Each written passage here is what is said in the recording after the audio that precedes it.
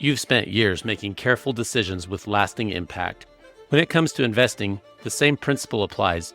Lightstone Direct gives you access to institutional quality real estate investments with decades of proven experience behind them. Invest directly, no middleman, and a $12 billion plus AUM real estate firm in your corner. Visit lightstonedirect.com. All investments involve risk. Please visit lightstonedirect.com for a full list of disclosures.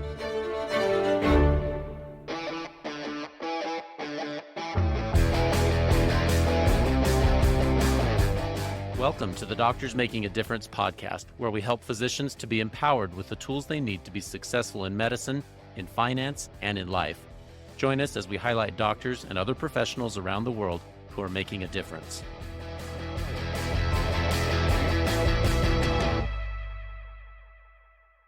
I am pleased today to welcome Dr. Scott Ellner.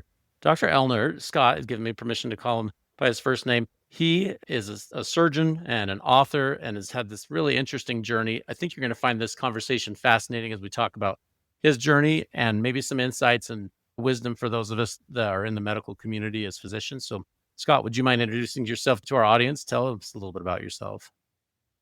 Yeah, thank you, Peter, for having me on. It's a privilege and honor. A little bit of background of me is just, I kind of grew up as this California surfer in the Malibu area. And, I was at UCLA thinking, okay, I'm going to become a lawyer like my father. I was going to be an advocate for environmental law. I was going to save the oceans, save the planet. And it was a kind of this hot August day, the beaches were crowded in the summer in a place called Zuma Beach. And I had a great surf session. I was out there. I remember that day was interesting because there was a whale that kind of perched up in front of me. It was so close. Nice. I could see the barnacles on its back. Nice. And as I was heading back to my truck, which was parked along Pacific Coast Highway, because I was actually late, I had to get back for a study session. I heard this awful screeching sound of metal. And then the presence of a body rolling up onto the back of my legs. And I was kind of pinned against the wheel well of my truck. And I looked down and I could see there was a man who had been hit head on. He was on a Harley Davidson motorcycle. One of those days people cruising out, and a car had crossed over the double yellow lines, struck him, and he happened to just land in this very awkward position next to me, clearly in bad shape. In the sunlight, you could see there was blood coming from his ears, and he had these tattoos. And I didn't know at the time, but he definitely had hemorrhagic shock because his tattoo, the colors were fading in the sun. And I didn't know what to do. I was 21, kind of figuring out my life. And here's this man in a very vulnerable position. And he just kind of had his arm up awkwardly toward the sky. And I just kneeled down next to him, held his hand, and prayed. Mm-hmm. Next thing I know, a car pulls over on the side of the highway, and this woman jumps out of the car, clearly very composed, almost algorithmic. She grabs what was an intubation kit from the lifeguard there on scene and intubated the guy right there in the middle of the highway. And she saved his life. And for me, I had this epiphany. It changed my direction. It made me realize, and I now knew later on, this was a trauma surgeon. It changed my direction from going to law school. I'd already taken the LSAT, but I pivoted and decided I was going to go to medical school and find a calling because of that life-changing moment for me. I took the MCAT 3 times. It wasn't an easy journey to get into medical school and then eventually go on to surgical residency. But I did it because it was something inside of me, and I'll never forget that moment on Pacific Coast Highway. Man, so do you carry an intubation kit in your car? Like when I read your book, the manuscript, I read that. I'm like, man, I carry a little emergency kit, but I definitely don't have an endotracheal tube and an ambu bag and all that stuff. But it sounds like she grabbed it from the lifeguard station. Do you carry that stuff in your vehicle? No, I have a first aid kit and a pocket knife in case I need to do a surgical airway. Right. But no, not quite, but probably should. You never know. Well, I was thinking about that because I carry, I have a little stapler and, just I got some basic stuff. And, because it seems like we're always taking the kids out camping and somebody's getting cut and we're trying to take care of it. But from a selfless standpoint, that lady drove by, she saw it, she acted quickly, and she was able to provide a life saving maneuver in a timely fashion. I'm sure, they called the ambulance and all the different things to try to Mm. come, but the guy needed help right then and there. And obviously, it's kind of a little blessing. You received that moment right there. It's kind of terrible, but on the other hand, you realized a little bit of what kind of a higher calling or whatever it was that would lead you to medicine and become something even more than you had envisioned you'd become. Pretty impressive. Yeah, it was really one of those moments. I think many of us have this, especially as physicians, where we kind of look back and just reflect. And unfortunately, I don't know if we do that enough as physicians and reflect on all the great things that we do, which sometimes kind of leads to the cynicism and the burnout and the loss of idealism. But there are days, where I think of not just that patient that changed my course, but also patients throughout my career that really made an impact on me and kind of who I am. My identity is not necessarily being a surgeon. My identity is really about being a cool person that gets along well and contributes to society and loves my kids and my wife and my dogs. But, being a physician is definitely a privilege. Yeah. Well, and I think I'm glad you said it that way. Sometimes it's such an extraordinary thing to do. I still think it's, in many ways kind of the greatest profession because you're individually working with people and sometimes in their most trying moments. And I shared before we hit record, like I've shared on the podcast, I've been a patient much more than I ever envisioned being a patient in my 40s, but here it is. And I'm so thankful for the doctors that have just totally changed my life. So you're right. If we lose track of that higher level, the kind of that purpose that drives us into medicine, I think it really does lead us more to that moral injury or that burnout or just the mismatch between your experience where you're just punching the clock and you're doing EMR work and talking to insurance companies and doing cases that seem like they're really frustrating. And yet when you look at the big picture, you say like, hey, I'm in a place where when somebody needs help, I can stop what I'm doing and I can help them and I can save their life. And that's a remarkable, extraordinary skill, and we take it as a routine, but it is unique. Think about how you felt about that surgeon when you were 21 and you watched somebody with trauma training just jump in and save the day. Yeah. It was awe inspiring. It made me feel like, okay, what else is out there that I can really do to impact society, especially somebody who happens to be in their most vulnerable condition. Try to remember that. But I haven't always been good about it. I mean, there are times when I think all of us as physicians, we get frustrated and our in baskets are blowing up in the electronic health record. But ultimately it comes back to serving our patients and the gratitude we get, especially when they do well. And even sometimes when they don't do well, I tell you a story about one patient, and actually it's her husband that made such a huge impact on me. As physicians, I'd be lying if sometimes we don't make mistakes. There are medical errors, sometimes surgical errors.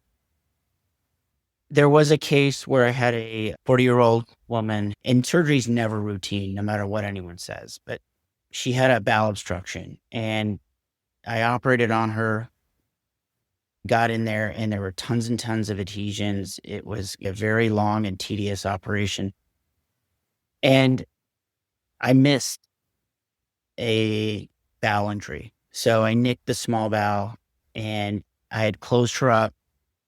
And that morning when I came into round, she was not doing well. She clearly was an extremist. She had peritoneal signs. And it turns out that, she was now going into septic shock. So I quickly had to bring her back, reoperate, fix the bowel injury. But what was so telling about that situation is when I went to talk to her husband, who, this was in New England. So, this guy was no nonsense. He kind of worked as a longshoreman, kind of scary dude. And I went and I explained to him what happened. And I said, I'm sorry. And the guy he kind of put his hand on my shoulder and said, you know what, doc? Kind of in that New England accent. Like they don't say the word R, they say chata. And he put his hand on my shoulder. He says, Doc, I can see this is really bothering you. And I just want you to know I trust you. And I know you're going to do everything you can to get my wife through this. And it was so empowering for me. And I'll tell you what, a lot of times we are afraid to admit that we made a mistake, or we're afraid to say, I'm sorry.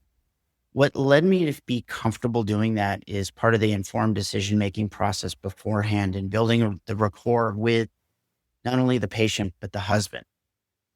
And I talked about all the potential complications, including, what to expect after surgery. Didn't expect this, but he felt like that genuine conversation and taking the time to listen, it really helped me. And I eventually got her through with, another surgery after that. But for me, that was a pivotal moment where, the humanistic qualities of just being able to go to your patient or their family member and say, I messed up. I'm going to do everything I can without the fear of litigation. So it's kind of another life-changing point in my career that helps me navigate sometimes that cynicism we feel. Yeah. Well, and sounds like you've experienced the same thing I have and others have. And I find that when people are mad, not necessarily on outcomes, if they're mad at you personally, and they say, hey, this doctor didn't care, they didn't call me back, they didn't seem to give a hoot about whether my loved one lived or died, and then they start thinking about, what lawyer am I going to call, because I got to make this happen. But if you connect with people, some people are going to sue no matter what. That's just part of the deal. But I found that the majority of the time, when you step aside and they see that you actually really care about the person, you're doing your very best, and you're contacting whatever resources you need to help them or their loved one get through it. Most people, I mean, on the very human level, are almost like that guy you talked to. Like, they want to help you through it too, and be like, hey, let's get this together. And that's pretty cool. You had that guy that experienced such a profound trust in you as a doctor. He'd never really probably met you before, or didn't have this long-term relationship. And yet he's willing to extend that level of trust for his wife, is the person he loves the most. That is a real valuable thing when you get something like that.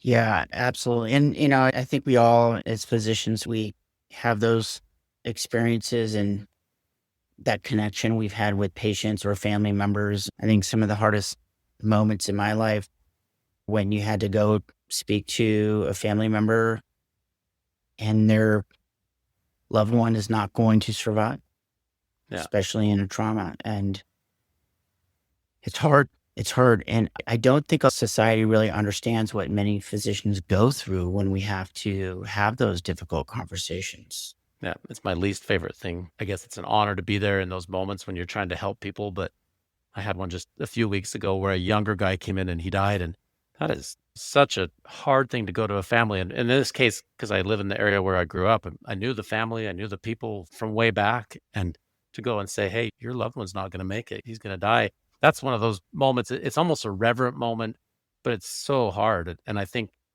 all you can do is just try to connect to people on a very human level. But I think that threads all the way through medicine, not just in the moments of sorrow and tragedy, but just to say, look, hey, I'm a human being and I will connect with you. And my favorite patients are the ones that I would consider them friends. I'd be happy to see them outside of the clinic. I don't want them to always ask me medical questions, but I'm happy when I see them and like, hey, how's it going? Because I'm genuinely interested in them and they're genuinely interested in me. And I do love those connections for sure. Oh, yeah, I've had those experiences. And, I just kind of let it happen. I mean, it never fails, especially Thanksgiving, when you got the family in town and your mother-in-law's best friend shows up and she wants to know about this rash. Oh, yeah, everybody has that. I want to ask you about one of the themes that you talked, at least I kind of thought it was impactful in your book. And maybe we ought to just tell us about your book, what it's called first. And then I want to kind of get into a couple of the themes that you put in there, because I thought they were great. So yeah, what's the book called and what made you write it? Yeah, so it's called Wipeout, Rise Up. And it is really a metaphor on surfing. And as I mentioned early on, I grew up surfing. And over my career, I've identified that in a lot of ways, surfing, the art of surfing and the preparation that goes into it and the actual finding balance and connecting with the ocean, a lot of it has to do with parallels that we face in different challenging situations, whether it's getting ready for a job interview, whether it's, preparing for your boards or even going into surgery. And I wrote the book based on a lot of experiences and then tied it into, say, paddling out. Before you paddle out, you got to know your surroundings. You got to make sure you got the right equipment. You should probably stretch and know what the floor of the ocean's like, because that'll tell you how the waves are going to come in, the weather conditions. And so, yeah, I wrote the book to talk about lessons in leadership, pushing past limits, experiences where I've gone through failure, and then also about sustaining health. I think a lot of physicians, we learn a lot about medicine, but do we really learn a lot about health and nutrition, exercise, sleep? So talk about some of those things. Yeah. Well, I'm a primary care doctor, right? You're speaking my language. That's what we're trying to do, is keep people out of those kind of troubles, but our bodies break. I mean, it's one of the reasons medicine is always going to be a career, because these mortal bodies, they love to break. And no matter how healthy you are, you're going to have something happen sometime where you need a doctor. But one of the things in your book that if you're willing to share it on this podcast, I thought it was so personal and kind of you to share a time when you experienced a pretty low point. If you're willing to talk about that, when you were operating on someone and a relationship kind of came to a crashing end. And I mean, it sounds like a dark moment. And somebody out there in residency or in practice is going to relate to something along that. If you're willing to share that, Scott, I would really appreciate that. Yeah, I mean, suicidal ideation is something that I think is more common than we realize, especially among physicians. And actual suicide, I think it's like 1 in 400 physicians annually.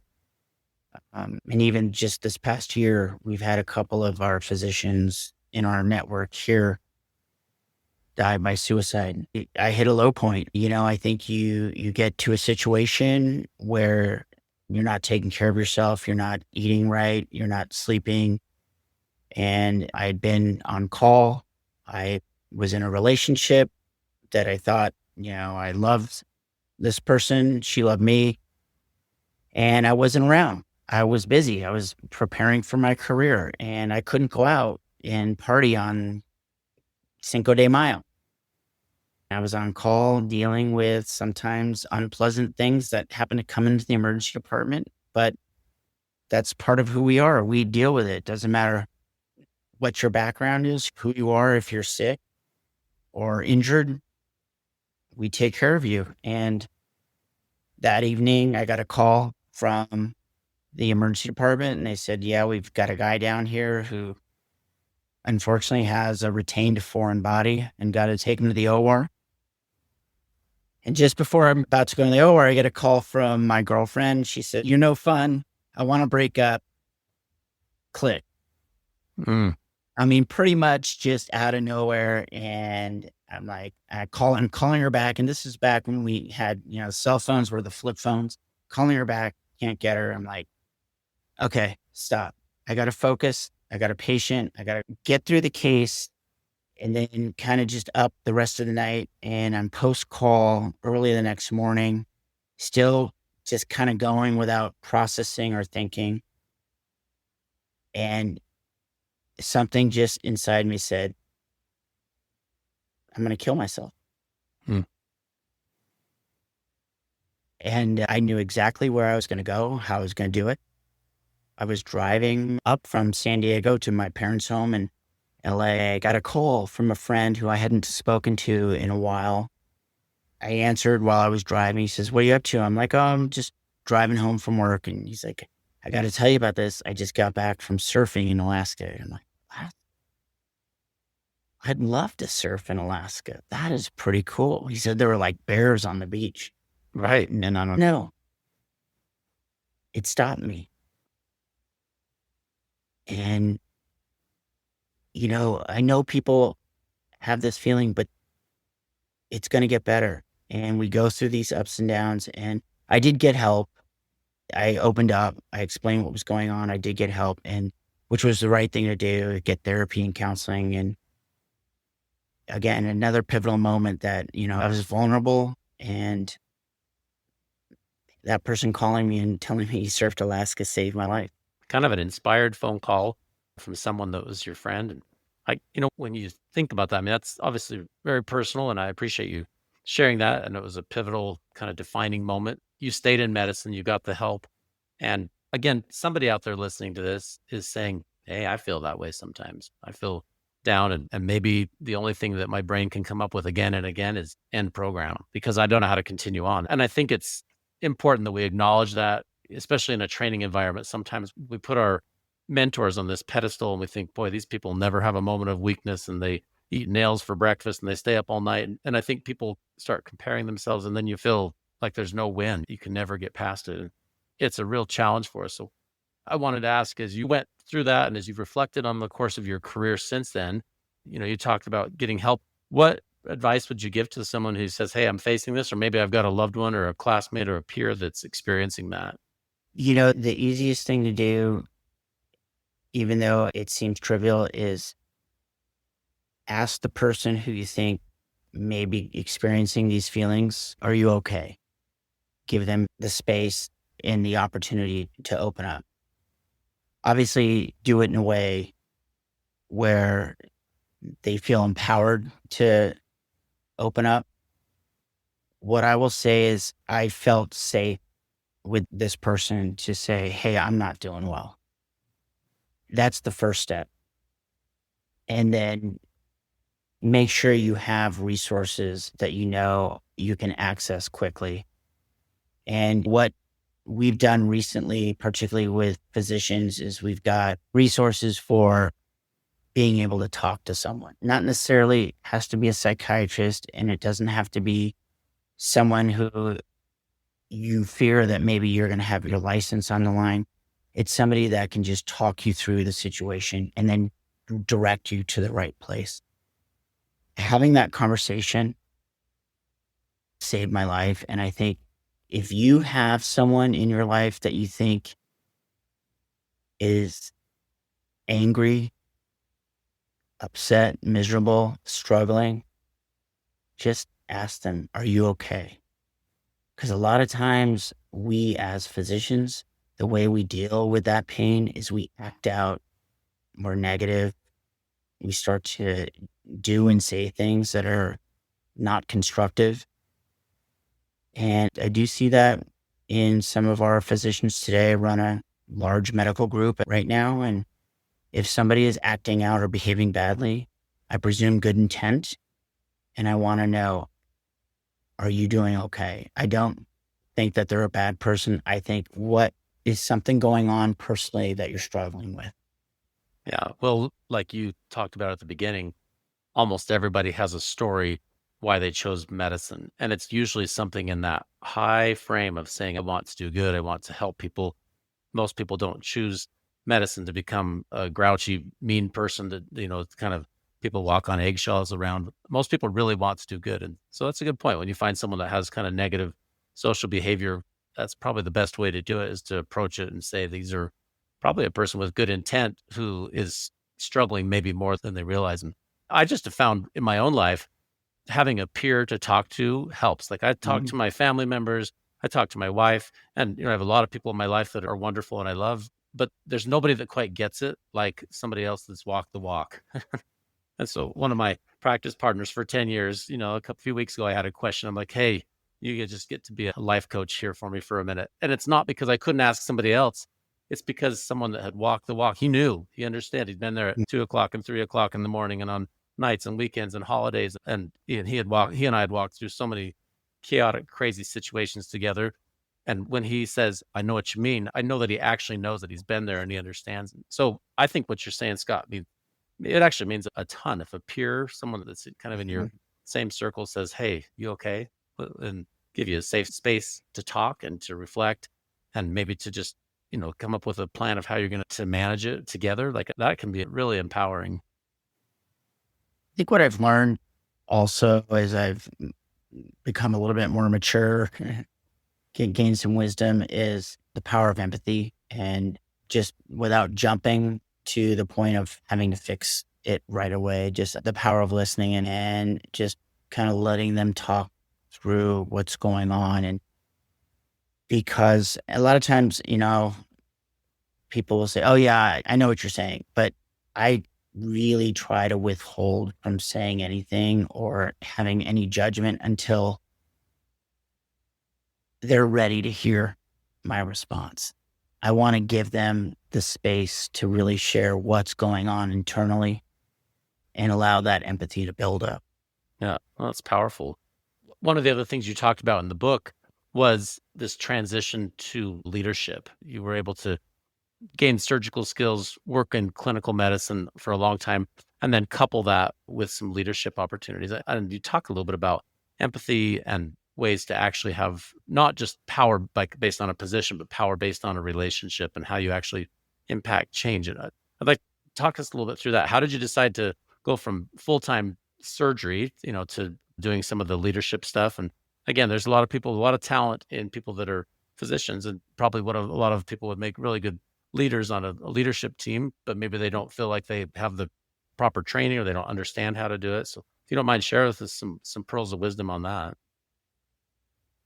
Yeah. So the driver for me to go into leadership was because I became very passionate about patient safety and quality. And the reason that leadership was so important is when you're looking at improving processes, improving outcomes, you need to be able to influence people to modify their behavior. And early on in my career, I thought, well, the data shows this. Why isn't this person doing this clinical pathway or following this guideline? They should just know they should be doing it. And what I recognized is that's not leadership by telling someone what to do. Leadership is going to them and understanding their perspective in just like people who practice in a rural environment versus an urban environment or metro environment, it's very different. And you can't expect the same type of practice patterns in those two situations. So I went back, did a little bit more training. I did a fellowship with the American Hospital Association on patient safety and leadership. Really enjoyed it. And then eventually I was being asked to do more to run our surgical service line as the vice chair, and then eventually take over the leadership of the physician group. And it wasn't because I was maybe the most knowledgeable. It wasn't because maybe I was the best surgeon. It was because of the ability to use referent power. And so the key here is power bases. When I was in residency, the power that was used, coercive power, fear, intimidation. You're going to do this. We're going to, scare you into studying and preparing. Well, that only works about 8% of the time is intimidation and fear, that type of power. The best power aside, there's informational power, there's expert power, and there's people with titles, positional power. You could be the CEO and say, well, you got to do this. And people will kind of do it, but they're not always going to be bought in. Referent power. That's the power you want. And referent power is, what will people say about you? So if they ask, hey, Dr. Crane, he has this amazing podcast. You should be on this podcast. You got to check him out. That's referent power that you have, that you've built because of your relationships, because of your connections, the way you interact with people. And a lot of it may seem like soft skills, but it's not. It's really important to get to know people and really understand who they are, what motivates them, and build that referent power. And that's what I've learned to leverage to be successful as a leader. Yeah, well, think back to leaders. I mean, I think back to leaders in my own life, and I think we probably all can. People that I want to follow, or think about coaches that you loved, in sports. It wasn't the coercive, I've got the position, you do it my way or the highway. They don't leave a lasting impact. But the ones like you said, Scott, where you say, like, I will follow that person to the end of the earth because I know that they've got my back and they would do it the way I would do it. And they're kind and empathetic.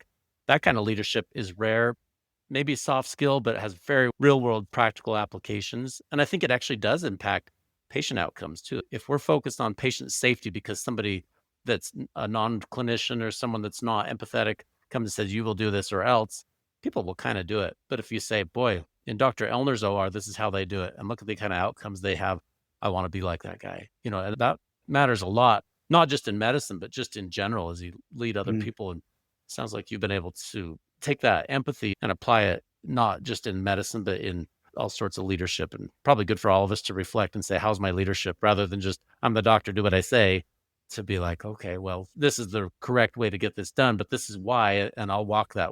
I'm willing to do whatever I'm asking you to do. We'll do it the same. Yeah, it's funny. We've all had patients who, even though you're the physician, they don't always listen. They don't always No. adhere.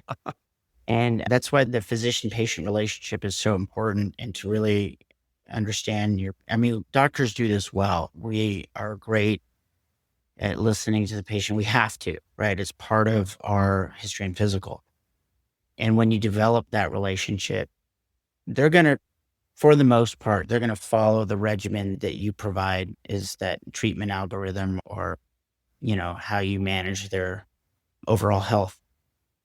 When it comes to leadership, I found that I was so naive. I mean, when you're a chief resident, you're walking around, you got all your juniors and you got interns and medical students and sometimes PA students walking around, and you think you're just amazing and everybody should listen to you. And then all of a sudden one day you're an attending, and then you become an actual leader.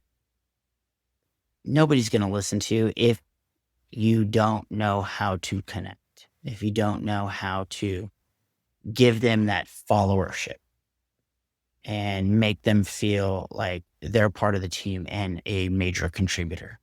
No, that's excellent. Thank you for sharing that. Another theme on there that and again, I read this manuscript. I encourage everybody to read the book. I thought it was very personal, very just real and gritty and fun. And I mean, it was a good read. It was a fun one. But one of the things you talked about in there that kind of relates to this is, how do you know when it is time to change? And how do you lean into some of these things that are kind of intimidating? Because, you think like, well, this is me. This is part of my identity. This is what I trained to do. And sometimes people find themselves saying, this isn't filling my cup anymore. I don't find Mhm. myself satisfied. And it's hard to know when do you chop off some portion of what your training was, or how do you make that transition from one thing to another? Because you don't want to give up on what you learned or become less skilled in something. And yet, if you're trying to answer a need that your body and your life is telling you need to switch, that's a hard thing to know when to make that switch. And it might be intimidating. So what are your thoughts on that? So, this may sound just pretty simplistic, but preparation really makes a difference. I was getting close to 50.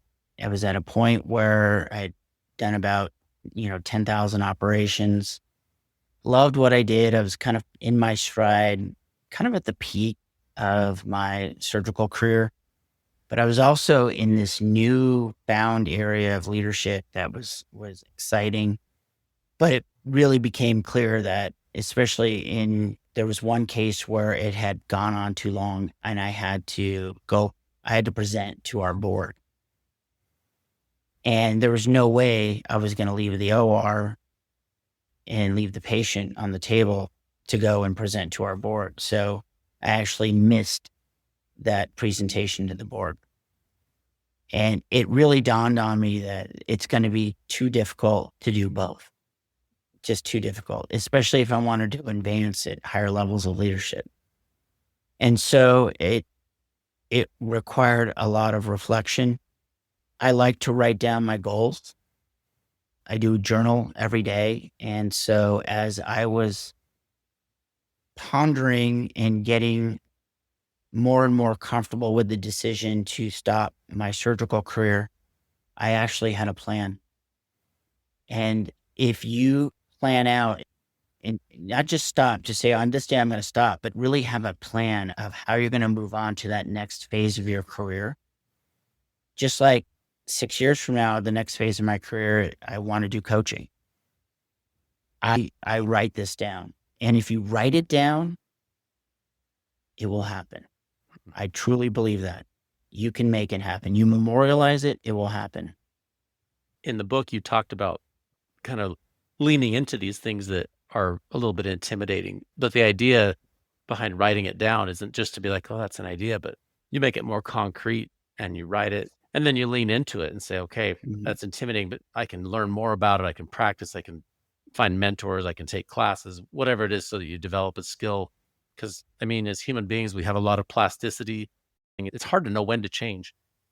On this podcast, we talk a lot about keeping people in medicine and working, but I think that also involves being a little bit agile, a little bit mobile, to switch your focus and do whatever it is to still continue to make a positive impact and a difference, no matter what career stage you're in. And how's the experience been? You made that switch, and did you miss the surgery part of it, or are you still doing any surgeries at this point? No, I don't have my own practice. I'm still licensed. Occasionally I'll scrub in to get my fill, but overall, my focus and my passion is on leadership. I'm very much involved in being a change agent, particularly around how do we find opportunities to improve physician workflows? How are we going to leverage artificial intelligence and enable that technology to make it easier for us?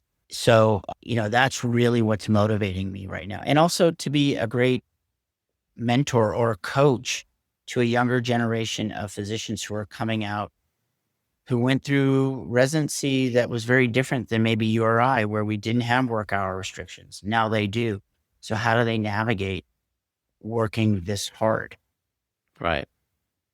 No, those are challenges. And one of the themes we've talked about on the podcast is try to find a way to leave medicine better than we found it. And that's what you're doing. You're saying, okay, there's a legacy here, but there's leadership, and we want to find a way to make it so those who come after maybe even have a better experience and can do a better job of not only taking care of patients, but caring for themselves so they don't have to hit rock bottom. So that's great. I've loved this conversation, Scott. I want to kind of point people to do you have a website or a place where people could follow your work or find your book? Where would you recommend for people to go? Yeah, it's real easy. It's wipeoutriseup.com. And I have a newsletter there, and the book is going to be released on November 18th. It's on Amazon, and you'll be able to get it there. And I'd love for you all to read it and share your thoughts. I never thought I would write a book, but it's something that at the time just kind of came to mind, and it's been fun. It's been a great experience. Well, I'm so glad you did. We're recording this on November 4th. So when the podcast listeners listen to this here in a few weeks, when it comes live, the book will be out. I encourage you to go check it out. And again, Scott, I've really enjoyed this conversation. I think it's fun, and I appreciate you sharing some of both your vulnerable moments and the moments that have taught you and shaped you into becoming what you are. And so again, thank you for taking time to be a guest on the podcast. Well, thank you for having me. It was wonderful to be here. Yeah, keep in touch. Thank you. Thanks for tuning into the Doctors Making a Difference podcast. And thank you for what you do to help your patients and your community. Your work truly helps so many people.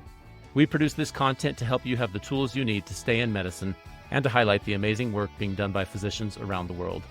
Please note that while I am a physician, and many of the guests on this program are also physicians or other professionals, the discussions on this podcast do not represent my employer or any professional organizations to which I belong.